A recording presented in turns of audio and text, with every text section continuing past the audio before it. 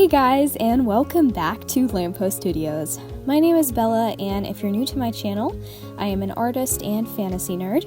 You can find everything on my channel from drawing videos and art tutorials to book and movie reviews, and even tips on writing fantasy novels and so much more. Definitely check out my other videos if you have a chance, or leave a comment below if there's a specific video you'd like me to make. So, I recently held a poll to see what video I should do next. One option was drawing Percy Jackson, and that was the one that won, so thank you guys for voting, because today I'm going to teach you step by step how to draw Percy Jackson. So if any of you guys have seen my How to Draw Keith video, you've seen a little bit of my drawing process. So I kind of go out of my normal way of drawing, which is kind of all over the place, just to make it easy for you guys to follow along, and so I can split it into 4 steps.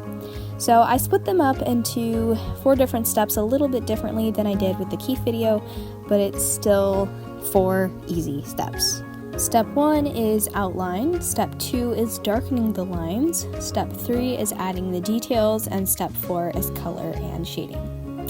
So let's start with the materials that we'll be using. So I'm using a mechanical pencil, a normal number 2 pencil, a gummy eraser, a normal eraser, a sharpener, and Master's Touch inking markers that you can get from Hobby Lobby, and coloring pencils. So I also used Master's Touch drawing paper, which is really good for pencil, but I forgot it's not great for colored pencil, so I recommend using mixed media paper if that is available to you. Step 1, outline. Okay, so let's start with the outline.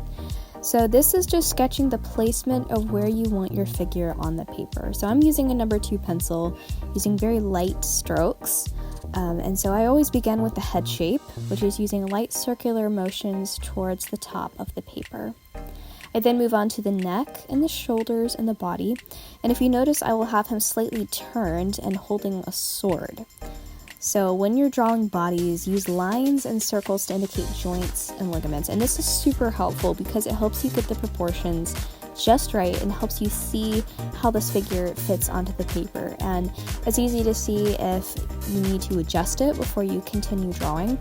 So just keep in mind to use very light strokes so that if you do need to erase it, you can't see the erasing lines if you try to erase it and fix it.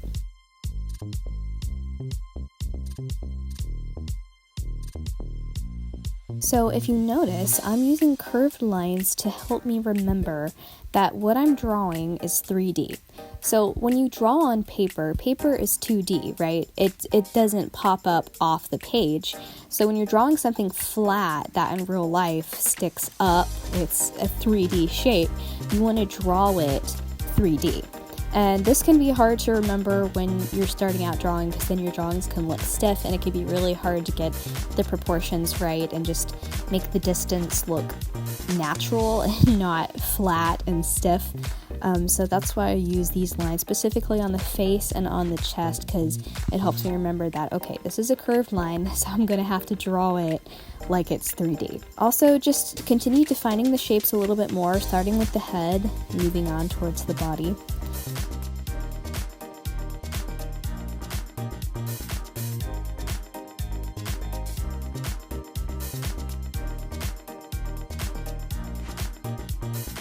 I also block in the hair and the face as well.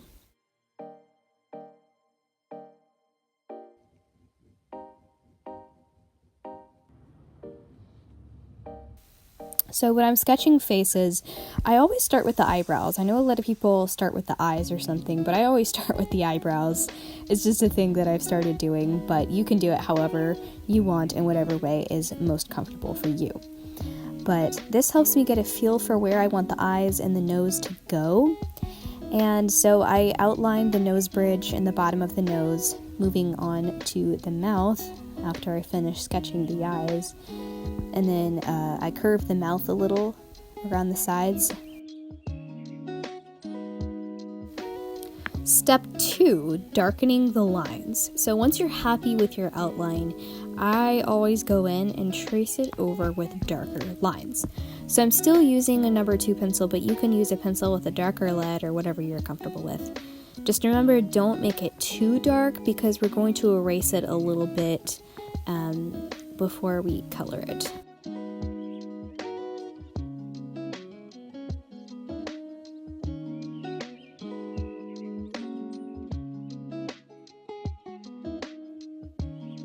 But you can really see things starting to come together at this point, adding little bits of detail as I go, and adding things like wrinkles to the shirt and like a hilt to the sword and stuff like that.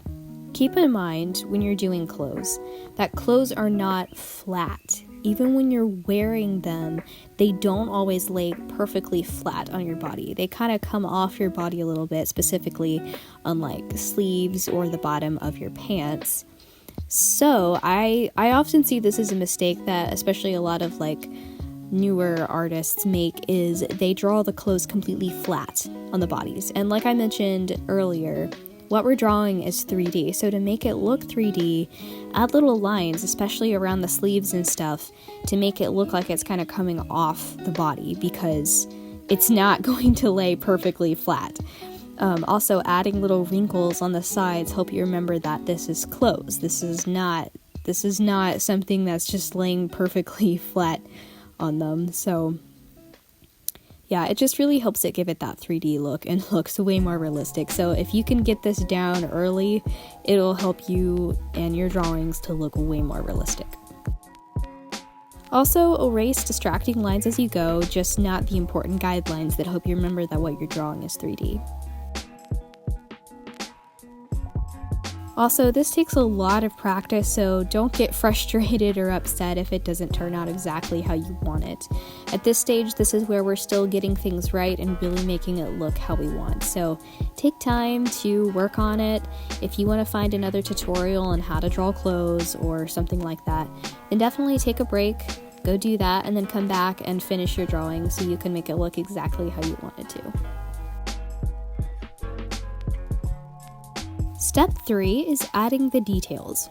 So we've kind of already added some details in the last step. I just kind of jump around a lot when I draw, but this is the stage where things really start coming together, and this is where I start getting everything the way that I want it to.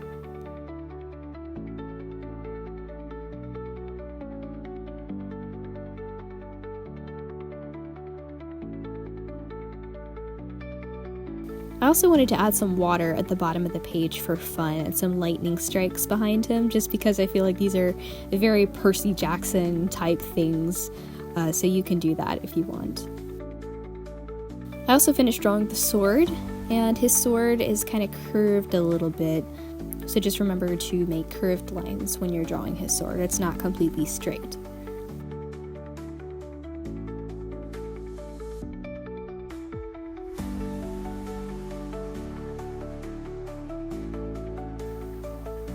I also added a Pegasus to his Camp Half-Blood shirt and his bead necklace.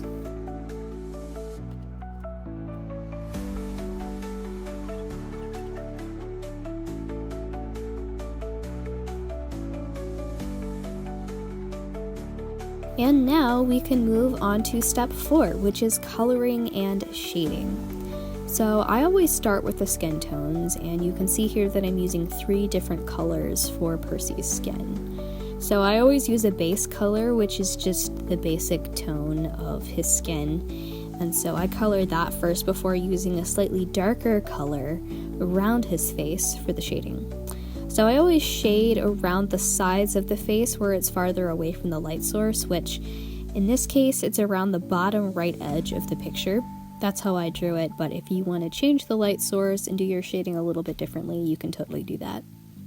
I also shade a little bit around the nose too, and above the eyes and right under his hair. Once you color for a long time, you kind of get used to the way the features sit on the face and how light falls on those features, but it doesn't have to be complicated. It just takes time and practice, so don't stress out about it.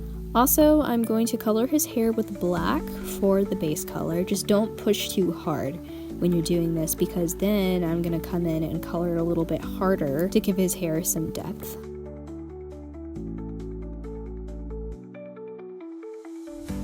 Now we're going to color the features. So I used black for his eyebrows to match his hair, And of course, Percy has sea blue-green eyes. So that's the color that I used for his eyes. If you want to add a little bit of more detail to his eyes, you can use a darker blue for the top of the iris and then erase the bottom of it a little bit to give a little shine. I just didn't have room to do that here in my drawing.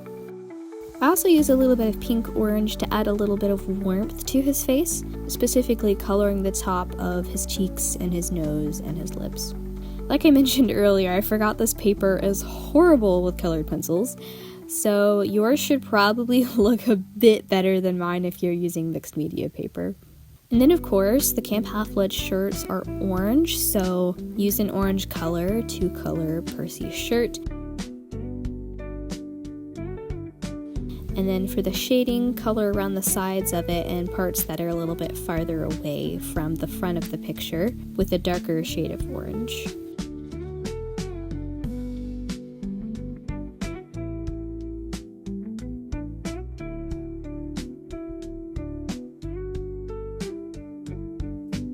I also colored his arms with the same colors as his face.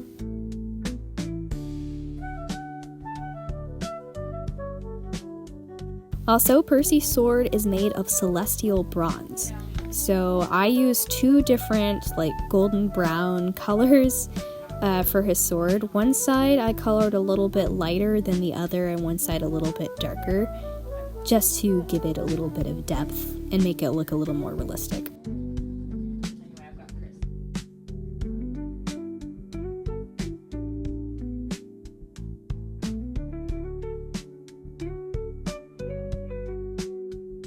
And then, of course, I used black for the Camp Half-Blood symbol.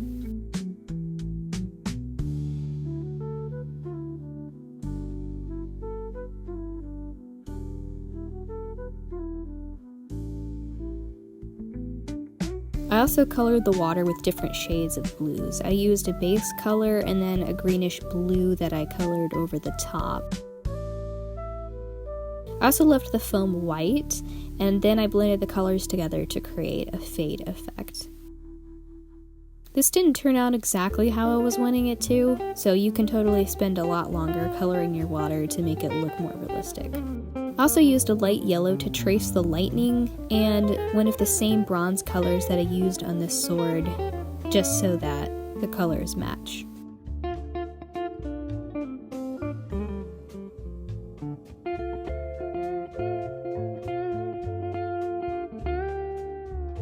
Now I'm going to pen in the drawing with my markers.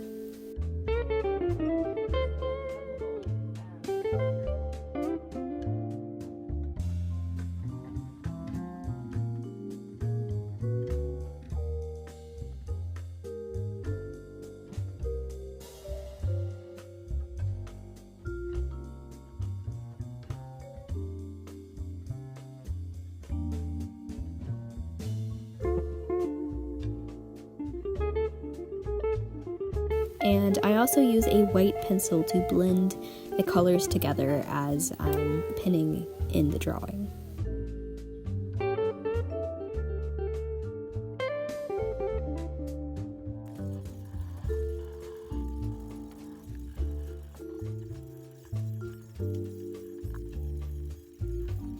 Normally I also add highlights as I trace by erasing little pieces of the drawing, just like I did here on the sword and his hair, just to give it a little bit of a shine. I did the same for his arms and for his shirt.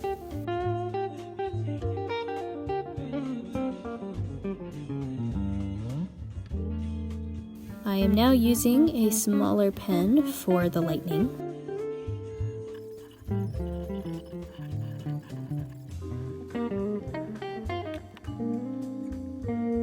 Alright, and we are finished with Percy Jackson. I hope this is a helpful video. I'd love to see your own drawings, so totally drop me an email at lampoststudiosart@gmail.com or connect with me on Instagram. If there's something you'd like to draw, comment below. Love you guys and see you soon.